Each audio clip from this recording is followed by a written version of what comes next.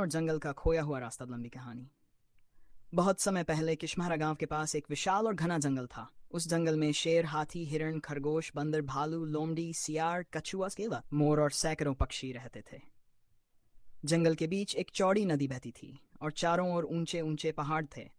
जंगल इतना सुंदर था कि हर सुबह पक्षियों की मधुर आवाज से पूरा वातावरण गूंज उठता था।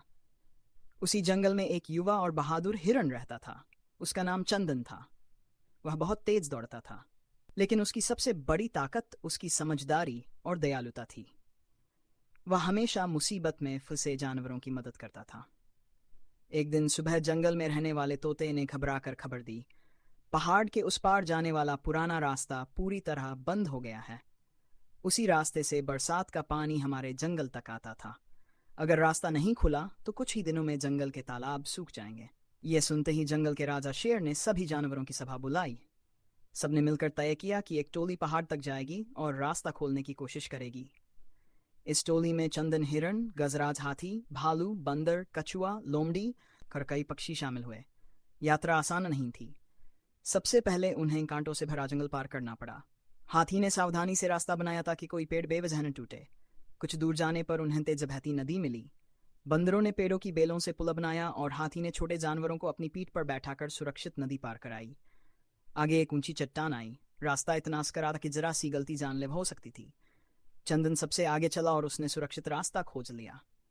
धीरे धीरे सभी जानवर पहाड़ की चोटी तक तैर पहुंच गए। वहां पहुंचकर उन्होंने देखा कि एक बहुत बड़ा पत्थर पहाड़ से गिरकर पानी का रास्ता रोक चुका था।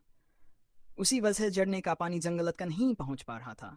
सभी जानवरों ने मिलकर पत्थर हटाने की कोशिश की, लेकिन वह टस से मस नहीं हुआ। तभी छोटे से खरगोश ने कहा, अगर हम सीधे धक्का देने के बजाय नीचे की मिट्टी हटाएं तो पत्थर अपने आप लुढ़क सकता है। सभी को उसकी बात सही लगी। भालू और लोमड़ी मिट्टी हटाने लगे। हाथी ने अपनी सूंड से बड़े पत्थर हटाए। बंदरों ने लकड़ियां लाकर सहारा दिया। कई घंटों की मेहनत के बाद अचानक वह विशाल पत्थर धीरे धीरे नीचे लुढ़क गया। जैसे ही रास्ता खुला, झरने का साफ पानी तेजी से बहता हुआ जंगल की ओर चल पड़ा। सभी जानवर खुशी से झूम उठे। लेकिन तभी तेज बारिश शुरू हो गई। पहाड़ से मिट्टी खिसकने लगी। एक छोटा हिरण फिसलकर खाई के किनारे पहुंच गया।